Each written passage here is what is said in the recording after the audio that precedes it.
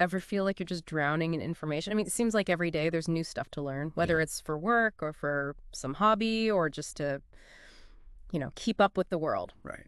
So today, we are going to deep dive into some really practical techniques to learn faster and maybe more importantly, like remember what we learn. Yeah, that's the key, right? It's not just about speed.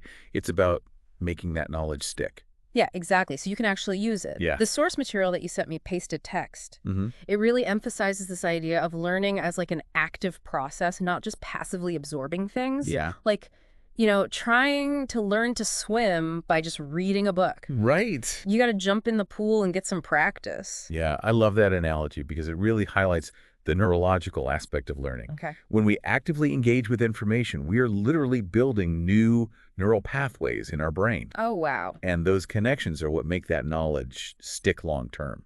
Okay, so how do we move beyond just passively reading or, watching videos? Right. Pasted text talks about this 80-20 rule. Uh-huh. Can you break that down for us? How does that apply to learning something new? Yeah, absolutely. Yeah. So the 80-20 rule, or the Pareto principle, it basically suggests that 80% of the results come from 20% of the effort. Hmm.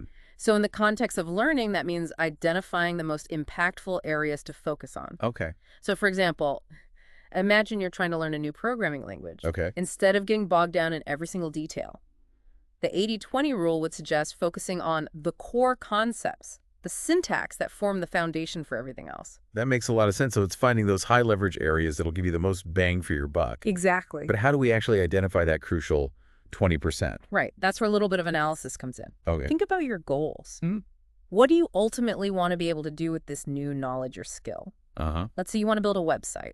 Okay. You would want to prioritize learning HTML, CSS, and maybe a bit of JavaScript. Since those are the foundational languages for web development, that's your 20%. Okay, so we got to be strategic and prioritize. Absolutely. Okay, so paste-to text also mentions active recall as a key technique. Right.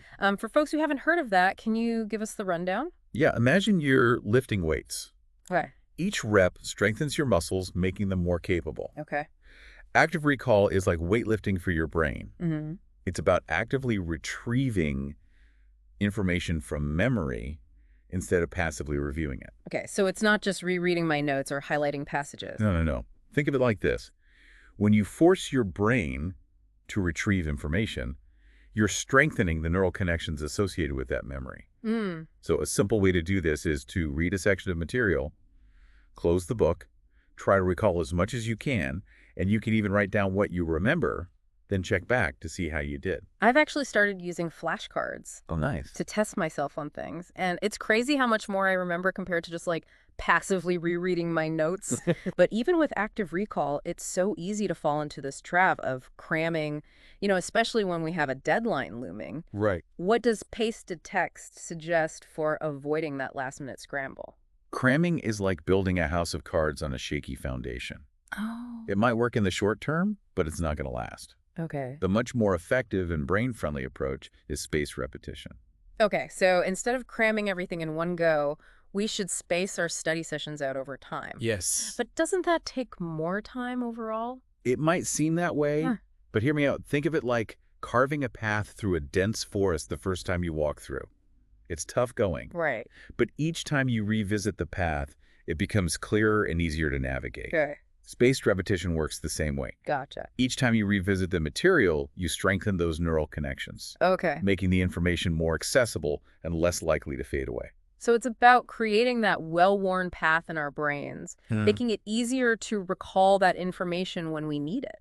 Makes a lot of sense. But I think we've all been there where we hit a wall in our learning Yeah. pasted text. Talks about deliberate practice. What exactly is that? So deliberate practice is all about pushing yourself beyond your comfort zone. Okay. It's not just about mindlessly going through the motions. It's about identifying your weaknesses Mm-hmm. and intentionally focusing on improving them. Okay. Imagine you're learning to play the guitar. Deliberate practice wouldn't just be strumming the same chords you already know. Right. It would involve tackling those tricky fingerings or maybe challenging yourself with a new strumming pattern. So it's being really strategic with your practice, like a pro athlete training for a big game. Exactly. Pasted text uses the example of learning to draw instead of sketching the same apple over and over again. Right. It's about challenging yourself with different subjects, techniques, perspectives. Yeah. But how do we know if we're pushing ourselves enough? Mm. Isn't there a risk of getting discouraged if we're constantly failing? That's a great question, and it touches on the importance of feedback and self-awareness. Okay.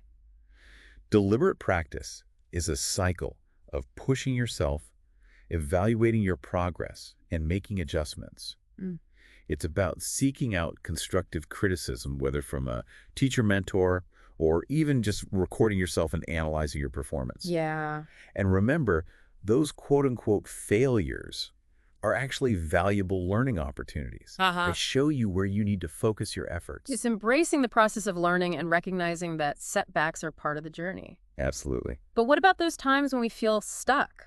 Pasted text has this really intriguing tip about teaching what you're trying to learn. Can you unpack that a bit? Teaching is a powerful learning tool because it forces you to organize your thoughts, solidify your understanding, and confront any gaps in your knowledge. Yeah. When you have to explain something to someone else, you can't just skim the surface. You have to truly understand it at a deeper level. I can totally see that. It's like when you're trying to explain some complex concept to a friend, you have to break it down into simple terms, make connections, make it relatable, and suddenly those fuzzy concepts start to crystallize. Exactly, and there's actually a neurological basis for this. Okay. When we explain something to others, we activate multiple areas of our brain involved in language processing, memory, even emotional engagement. It's like a supercharged learning session. So pasted text even suggests recording yourself, like you're teaching a class or making a YouTube tutorial. Yeah. That's a great way to practice, even if you don't have a willing audience. Exactly. It also gives you a chance to review your explanation, identify any areas where you might be unclear, Right. and refine your understanding even further. So we got to get active. Yeah. Prioritize, use active recall-spaced repetition, embrace deliberate practice, and even try teaching what we're learning. Right. Like a whole new approach to learning. It is, and it's all based on solid research and practical techniques that anyone can apply, Right. regardless of what they're trying to learn. Yeah. Yeah, it really is about shifting from that passive mindset to an active one. Right. Becoming a participant in the learning process. I love that. Yeah. Speaking of being engaged, pasted text also talks about multisensory learning. Can you explain what that is and why it's so effective? Yeah, so think about the last time you walked into a bakery. Okay.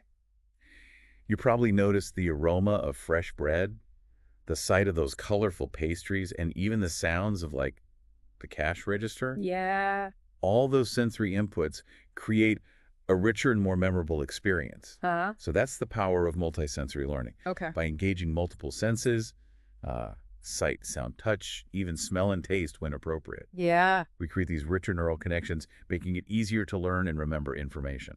So it makes sense that the more senses you involve, the more deeply the information gets embedded. Exactly. Pasted text uses the example of learning Spanish. Right. They suggest not just reading the words, but listening to native speakers, watching Spanish videos, and even trying to cook a meal following a recipe in Spanish. Yeah, that's a fantastic example. Yeah. It shows how you can really weave multisensory learning into almost anything you're trying to learn. Yeah. And it doesn't have to be complicated.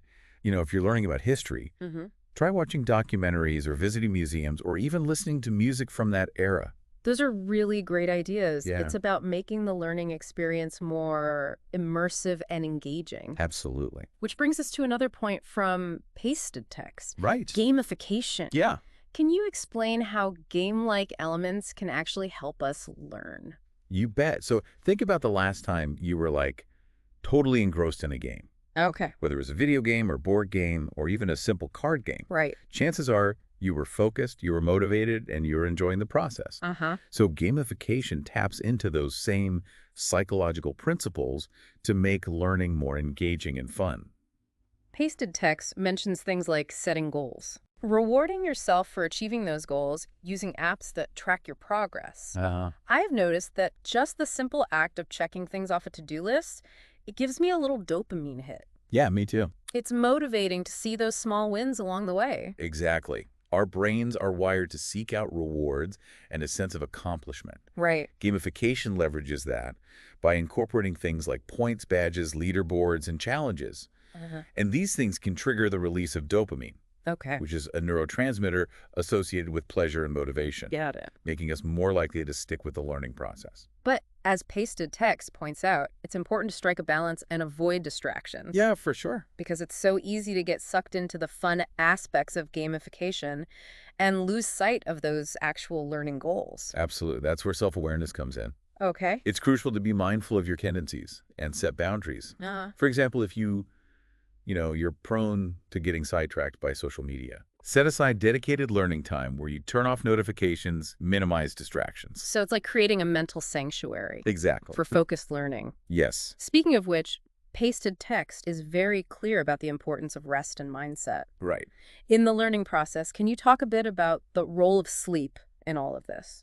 Sleep is absolutely essential for consolidating memories and integrating new information. Okay. Think of it as your brain's overnight processing center. Mm-hmm. While you sleep, your brain is busy sifting through the day's experiences, Okay. strengthening those important neural connections, Got it. and pruning away less relevant ones. So it's giving your brain the downtime it needs to organize and file away all the new information. Exactly. And skimping on sleep is like trying to run your computer on low battery power. Right. You might be able to limp along, but you're not going to be operating at peak performance. Pasted text also highlights the importance of having a growth mindset, especially when we're facing those learning challenges. Can you explain what that means? So a growth mindset is the belief that our abilities are not fixed, Okay. but can be developed through effort and learning. Right. It's about embracing challenges as opportunities for growth rather than seeing them as threats to our ego. Yeah. Right. I love that pasted text encourages us to swap out the phrase, I can't do this with, I can't do this yet. Yeah. It's a simple shift in language, but it really changes the whole perspective. That simple yet is so powerful Right. because it acknowledges that learning is a process. Mm-hmm. It's about being patient with yourself Yeah. and recognizing that mastery takes time and effort. Right. And it's incredibly motivating to look back at those things you once thought you couldn't do Yeah. and realize how far you've come. It's like giving yourself permission to be a beginner, Mm-hmm. to stumble, to experiment, Exactly. and to know that those stumbles are actually paving the way for future success. And that's the beauty of learning. It's a journey of continuous growth and discovery. Yeah. Yeah, it really is. And I think Pasted Text does a great job of, highlighting that learning isn't just about memorizing facts or mastering some skill. Right. It's about cultivating that mindset of curiosity Yeah. and a willingness to embrace the whole journey. Yeah. So as we wrap up this deep dive, can we just kind of revisit those key takeaways? Yeah. And maybe even brainstorm some ways that, our listener can put these techniques into action. Absolutely. Hmm. We started by talking about learning as a contact sport. Right. That idea that we need to actively engage with information Yeah. instead of passively absorbing it. Yeah, huh? We discussed the 80-20 rule and how focusing on those most impactful areas can really boost our learning efficiency. And we explored some really powerful techniques. Yeah. Like active recall and spaced repetition, Uh-huh. which really leverage the way our brains naturally form and retrieve those memories. Right. We also talked about the importance of deliberate practice. Yes. Pushing beyond our comfort zones to really hone our skills and deepen our understanding. Absolutely. And we even touched on some more creative approaches like teaching what we're learning and incorporating multi-sensory experiences to make learning more engaging and memorable. And of course, we can't forget about those foundational elements like getting enough sleep Yes. to allow our brains to consolidate information Absolutely. and cultivating that growth mindset to embrace challenges and setbacks as opportunities for learning. Couldn't have said it better myself. This has been such a rich and insightful conversation. I agree. I feel like I've learned so much. Me too. And I'm so excited to put all these techniques into practice. Yeah. But I know it can feel kind of overwhelming to try and implement everything all at once. Right? Do you have any suggestions for our listener on where to start? Yeah, that's a great point. Hmm. I think the key is to just start small and experiment. Okay. Pick one or two techniques that really resonate with you and try incorporating them into your learning routine. Maybe start with active recall after you read a chapter or watch a video. Okay. Just take a few minutes to jot down everything you remember. Right. Or you could try setting up a spaced repetition schedule Yeah. using flashcards or maybe a learning app. I love those ideas. Yeah, And don't forget to have fun with it. exactly. Try turning your learning into a game by setting challenges, Yeah. tracking your progress, and celebrating your achievements. Right. Learning shouldn't feel like a chore, it should be an adventure. Couldn't agree more. And remember, learning is a lifelong journey. Yeah, There will be times when you feel stuck, frustrated, right. or even like you're taking 2 steps back for every step forward. Yeah. But that's all part of the process. Uh-huh. Embrace those challenges, experiment with different techniques, and never lose sight of the joy of discovery. So, to our listener, what's one small step you can take today to make your learning more effective and enjoyable? What new technique are you curious to try? And most importantly, what are you excited to learn? We'd love to hear your thoughts and maybe even feature your learning journey in a future episode. Until then, keep exploring, keep learning, and keep diving deep.